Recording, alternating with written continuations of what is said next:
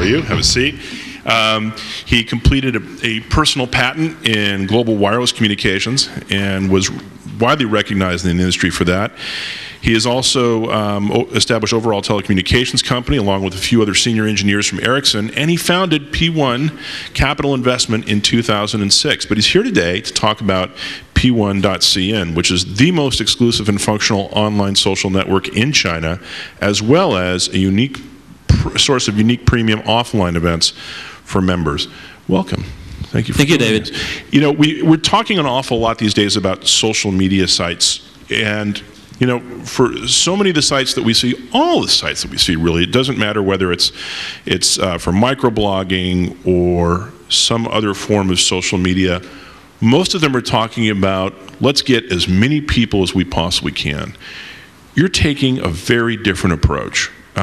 You decided to focus on a comparatively small niche audience.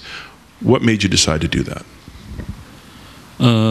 We came up with this business idea actually in Sweden. Me and my partners met there.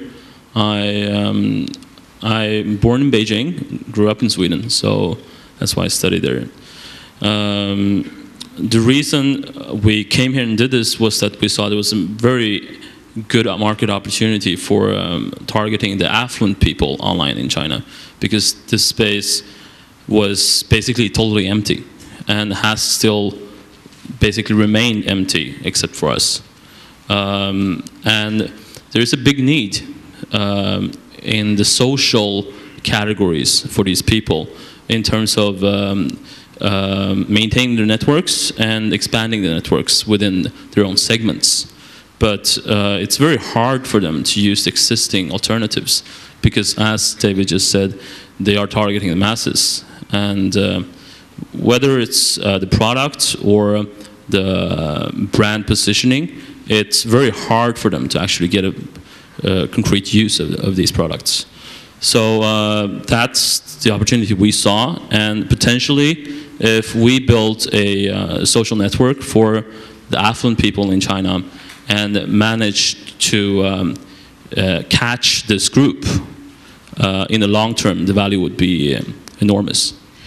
It would seem kind of at first glance that you're actually targeting two markets with not an obvious deal of overlap. Okay, you've got affluent people who spend, you know, 8,000 RMB and above on luxury goods per month, and then you've got young people who may not necessarily, as a whole, I mean, if they're like me when I was young, don't necessarily have 8,000 RMB a month to pay the rent necessarily.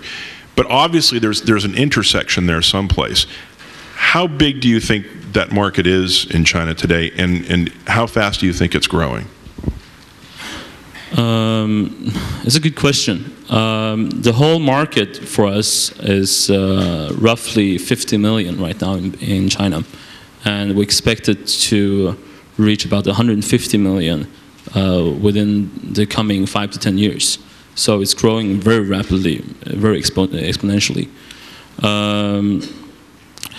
Regarding the differences of the big affluent class in China, we have a segmentation approach, which means that basically the members are segmented into 4 to 5 different segments.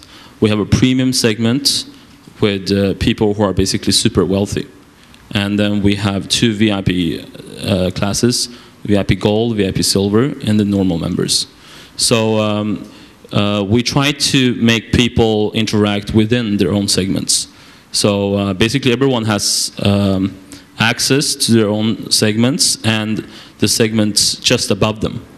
So it's very aspirational, and you can see people who are in your class or slightly above.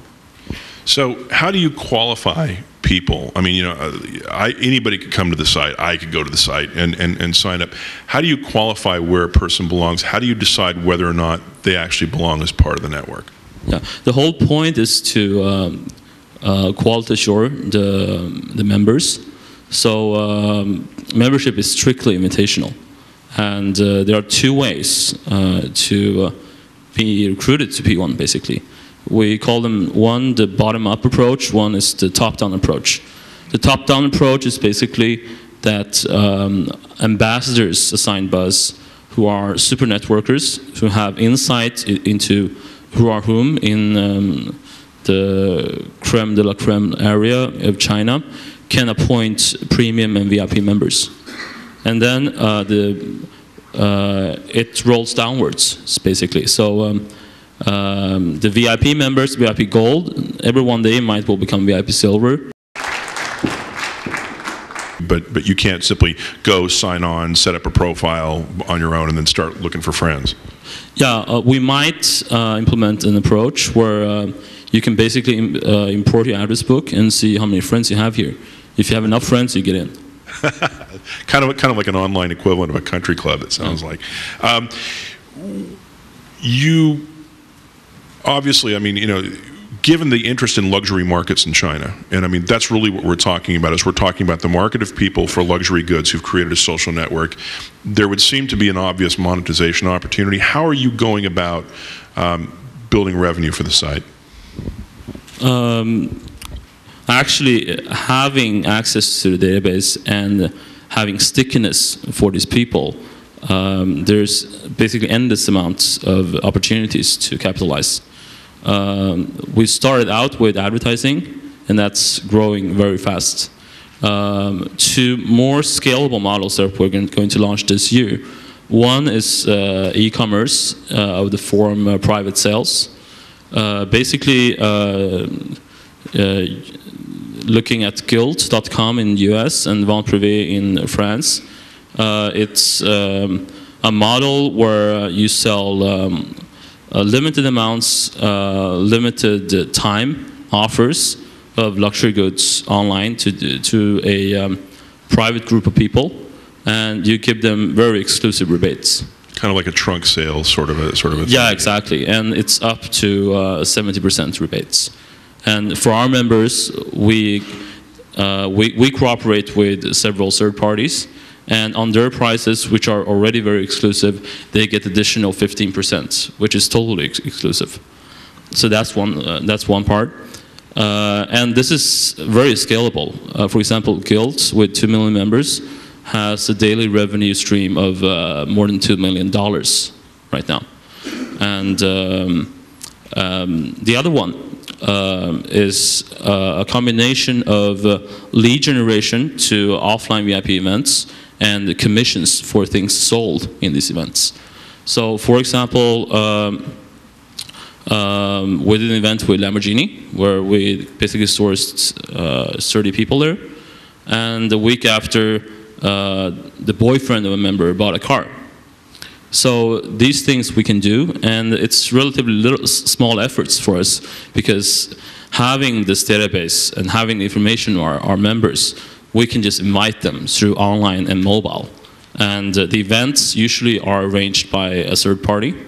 And we get a lead generation fee for everyone who shows up, and also we get a commission for everything that's sold in these events. Next month we're doing an auction of jewelry from the Russian Tsar times, and unit price about a few hundred thousand RMB to a few millions, and commission is about 30%. So it's very significant and very scalable, basically. So how many, offline events are a very unique kind of a part of your approach. Yeah. It isn't just, okay, you get to know somebody online, and if you want to get to know them offline, that's up to you. You're actually organizing offline events in Beijing and Shanghai. How many people will show up to a typical event, and how many people would you want to have an event? I mean, you wouldn't want 200-300 people at an event like this, would you? No, you have to control it, and the whole thing is that we don't really want to be involved in actually executing the events. We want to offer exclusive access to these events and other online offers to our members, connected to their segment and their interests. So having that information, having information of different groups, which typically on P1 is connected to offline organizations, such as different alumni organizations, different interest clubs, we can invite a certain amount of people. Basically, we send online invitation to certain people, and we send invitation to certain groups, and we say that there's a limited amount of people who can show up. Even though you have an exclusive membership, a lot of the value to the individuals who would join, a lot of the value of that membership would depend on how well known P1.cn is. You know, even though you only want a couple of million members, perhaps, you want a 500 million people to know who you are, so you can create that aspiration, that excitement, that sort of veneer of exclusivity. What are you doing to sort of generate that awareness without alienating people who are aware of you but really can't join the club, if you will? To be honest, our approach is not to do massive PR and to let everyone know about us, because just doing some of these things I'm talking about generates a lot of buzz in the market in a high-end market. So there's a pretty wide recognition of us already in the high-end market, and for us that's enough for the nearest future. And I don't think our plans are to just take a few million of these people. It's really to catch the affluent class in China, which is going to be 100 million plus, and we want to be the largest player, having a majority of the market. China would be a big enough market for everybody, but do you have plans to go beyond the mainland?